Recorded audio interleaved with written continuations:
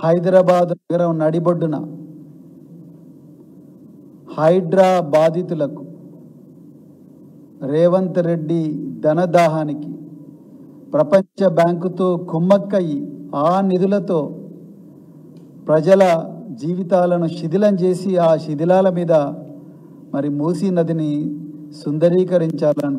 అనుకుంటున్న రేవంత్ రెడ్డి ధనదాహానికి వ్యతిరేకంగా ప్రజలందరూ కూడా బాధలో ఉంటే, పుట్టెడు దుఃఖంలో ఉంటే వాళ్ళందరినీ ఓదార్చడానికి పోయిన మా నాయకులు భారత రాష్ట్ర సమితి వర్కింగ్ ప్రెసిడెంట్ కేటీఆర్ గారి మీద పట్టపగలే నగరం నడిబొడ్డున విద్యానగర్ చౌరస్తాలో 12:14 సిటీ యూత్ కాంగ్రెస్ ప్రెసిడెంట్ మోతా రోహిత్ నాయకత్వంలో 20 మంది గూండాలు వచ్చి పట్టపగలే దాడి చేసిండ్రు.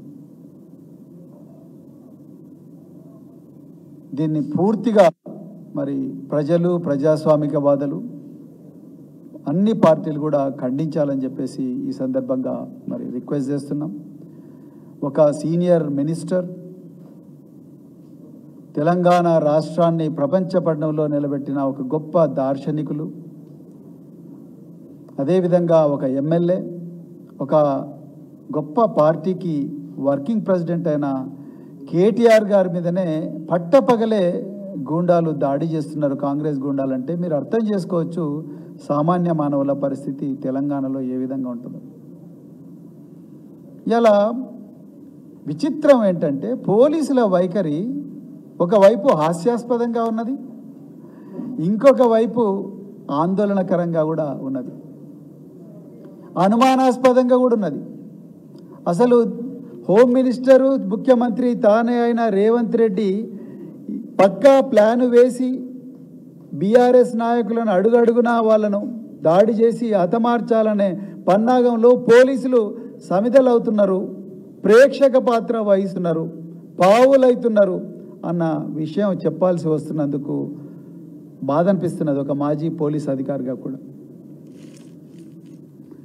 మీరు చూడండి, నిన్న ప్రజలందరూ, వేలాది మంది ప్రజలు అంబర్పేట నియోజకవర్గంలో శాంతియుతంగా పోలీసుల పహారాలను జరిగిన మీటింగు, ఆ మీటింగ్ అయిపోయిన తర్వాత బయటికి పోగానే 20 నుంచి 30 మంది వచ్చి కారు మీద దాడి చేసిండ్రు. నేను ఒక్కటే ప్రశ్న అడుగుతున్నా నగర పోలీస్ కమిషనర్ గారిని, మరి కేటీఆర్ గారి మీటింగ్ జరుగుతున్నది, మీ స్పెషల్ బ్రాంచ్ పోలీసు వాళ్ళు ఉన్నారు, అక్కడ ఇంటెలిజెన్స్ పోలీసు వాళ్ళు ఉన్నారు, బయట 100 మంది లా అండ్ ఆర్డర్ పోలీసులు గస్తీ జరుగుతూనే ఉన్నారు, మరి 20 మంది ఎక్కడికెళ్ళి వచ్చిండ్రు? 20 మందిని ఎందుకు మీరు అదుపులోకి తీసుకుపోలేదు? అదుపులో తీసుకొని వాళ్ళని నల్లకుంట పోలీస్ స్టేషన్లనో, లేకపోతే అంబర్పేట పోలీస్ స్టేషన్లనో, లేకపోతే గోషమాల్ స్టేడియంకో మమ్మల్ని తరలించినట్టు వాళ్ళని కూడా తరలియాలిగా. మరి వాళ్ళ ఫోన్లు ఎందుకు మీరు మానిటర్ చేయలేదు? మీ స్పెషల్ బ్రాంచ్ పోలీసులు ఎక్కడ పోయినరు మీ ఇంటెలిజెన్స్ పోలీసులు? ఏం సమాధానం చెప్తారు? అది ఒక ఎత్తు అయితే, ఇక రెండవది మరింత పెద్ద, దాని మీద మరి పోలీసులు 363/2024 క్రైమ్ రిజిస్టర్ చేసిండ్రు. ఇక విచిత్రం ఏందయ్యా అంటే, ఇప్పటికీ దాడి జరిగి 26 గంటలైంది కేటీఆర్ గారి మీద. 26 గంటలైనా నిందితులు పోలీసు వాళ్ళకు దొరకలేదు.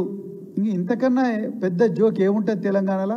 ఆ దాడికి నాయకత్వం వహించిన ఈ మోతా రోహిత్ అనే వ్యక్తి, ఆయన డైరెక్ట్గా ట్విట్టర్లో పెట్టుకున్నాడు, నేను కేటీఆర్ కాన్వాయ్ని అడ్డుకున్నా అని చెప్పి, stopped KTR BRS at Amberpet demanding అని చెప్పి మొత్తం పెట్టుకున్నాడు. మీరు చూడండి, ఆయన కూడా ఈయన డైరెక్ట్గా నేను ఇది చేసినా అని చెప్పి గర్వంగా ఒక ట్రోఫీ లాగా ట్విట్టర్ పోస్ట్ పెట్టుకున్నాడు ఎక్స్లో. ఆయన, నేను ఇంతకుముందే ఇన్స్పెక్టర్ గారితో మాట్లాడితే ఇంతవరకు సీసీటీవీ ఫుటేజ్లు వెతుకుతున్నారంట. మొత్తం ప్రపంచం అంతా తిరుగుతున్నది, సోషల్ మీడియాలో వైరల్ అవుతున్నది. పోలీసు వాళ్ళు మాత్రం సీసీటీవీ ఫుటేజ్ల గురించే చూస్తున్నారు. ఎవరికి చెవిలో పూలు పెట్టాలనుకుంటున్నారో నాకు అర్థం కావట్లేదు. ఒక రాష్ట్ర పార్టీ నాయకుడి మీద, వర్కింగ్ ప్రెసిడెంట్ మీద పట్టపగలే కాన్వాయ్ మీద దాడి జరిగితే మీరు నిందితులను 26 గంటలైనా పట్టుకోలేకపోతే ఇంకా ఎవరికి రక్షణ కల్పిస్తారు? మీకు తెలియకుండానే జరుగుతాయి దాడులండి, మీ ముఖ్యమంత్రికి తెలియకుండానే జరుగుతాయి దాడులండి. ఇంతవరకు రెస్పాన్స్ లేదు. అదేవిధంగా ఇలా నిన్నగాక మొన్న మేమందరం ఈ హైడ్రా బాధితులకు ఈ మూసీ సుందరీకరణ అనే ఒక గొప్ప భారీ కుంభకోణం యొక్క బాధితులు అవుతున్నారు వాళ్ళందరినీ ఓదార్చడానికి ఇక్కడ తెలంగాణ భవన్లో నుంచి అందరం కలిసి మరి కాన్వాయ్లో కిషన్ బాగ్ దాని తర్వాత మిగతా అత్తాపూర్ ప్రాంతాలకు పోవాలనుకున్నాం. కరెక్ట్గా 2 గంటల 15 నిమిషాలకు ఒక 30 మంది కాంగ్రెస్ గుండాలు వచ్చి మా పార్టీ ఆఫీసులకు వచ్చి మా నాయకులైన తెలంగాణ తొలి ముఖ్యమంత్రి అయిన కేసీఆర్ గారి దిష్టిబొమ్మ దగ్ధం చేయడానికి మా పార్టీ ఆఫీసు ముందరకు వచ్చి చేస్తూ ఉన్నారు. ఇది కవ్వింపు చర్య కాదా? ఇది ట్రెస్పాస్ కాదా? మరి పోలీసు భాషలో మాట్లాడాలంటే వాళ్ళు వచ్చి మా పార్టీకి అడ్డుకున్న మా పార్టీ కార్యకర్తల మీద ఇట్లా చేయొద్దయా, మా పార్టీ ఆఫీస్ ముందర మా పార్టీ నాయకుడి దిష్టిబొమ్మ అకారణంగా తగలబెడుతున్నారు, అది తప్పు, ఇది అగౌరవపరచడం ఒక వ్యక్తిని అని చెప్పి మరి అంటే వాళ్ళ మీదనే పెట్రోల్ పోసింది. దాని మీద కేసు రిజిస్టర్ చేయకపోగా వాళ్ళను పారదోలినందుకు మా మీద కేసు రిజిస్టర్ చేసి ఇవాళ మా కార్యకర్తలను 7 మందిని అరెస్ట్ చేసిండ్రు. మేము ఇంతవరకు మరి మా కార్యకర్తల మీద దాడి జరిగింది, మా పార్టీ ఆఫీసు ముందరకు వచ్చి మా మీదనే పెట్రోల్ పోసిండ్రు అనే దాని మీద ఇంతవరకు మరి ఎఫ్ఐఆర్ కాలేదు. మరి తెలంగాణ భవన్ ఎక్కడనో లేదు, పక్కనే ఉండే హైదరాబాద్ నగర పోలీసు కమిషనర్ ఆఫీసు పక్కనే ఉంది. ఆ 14వ అంతస్తు నుంచో 15వ అంతస్తు నుంచో పోలీస్ కమిషనర్కు మొత్తం కనిపిస్తుంటుంది ఇక్కడ. మరి మీకు తెలియకుండానే జరుగుతుంది ఆ కమిషనర్ గారు ఈ దాడి? ఆ 50 మంది వాళ్ళకి ఎవరు తెలియకుండా అదృశ్యంగా వచ్చి ఉంటారా? మరి అండర్ గ్రౌండ్ నుంచి వచ్చి ఉంటారా? వాళ్ళు అందరి ముందరనే స్లోగన్లు ఇచ్చుకుంటే 50 మంది దిష్టిబొమ్మ పట్టుకొని వస్తుంటే ఎందుకు మీ పోలీసులు ఆపలేదు? మా పార్టీ చరిత్రలో ఇప్పటి వరకు లేదు. ఇది 24 సంవత్సరాల పార్టీ చరిత్రలో 14 సంవత్సరాల ఉద్యమ చరిత్రలో ఒక్కరోజు కూడా తెలంగాణ ఉద్యమం బలంగా ఉన్న రోజుల్లో కూడా ఒక్కరోజు కూడా పార్టీ గాంధీ భవన్కు పోలేదు, బీజేపీ భవన్కు పోలేదు, లేకపోతే ఎన్టీఆర్ ట్రస్ట్ భవన్కు ఎన్టీఆర్ టీడీపీ పార్టీ ఆఫీస్కి కూడా పోలేదు. పక్కనే ఉంటుంది, అక్కడికి కూడా పోలేదు. మాకు ఆ సంస్కృతి లేదు. మా నాయకులు కేసీఆర్ గారు చట్టబద్ధంగానే నడుచుకోవాలని నేర్పించింది తప్ప మీలాగా గూండాగిరి చేయడం, వీధి గూండాల్లాగా ప్రవర్తించడం, పక్కదో పట్టించడం అలాంటివి ఎప్పుడు కూడా మా నాయకుడు మాకు నేర్పించలేదు. ఇలా మీరే దాడులు చేస్తూ ఉన్నారు.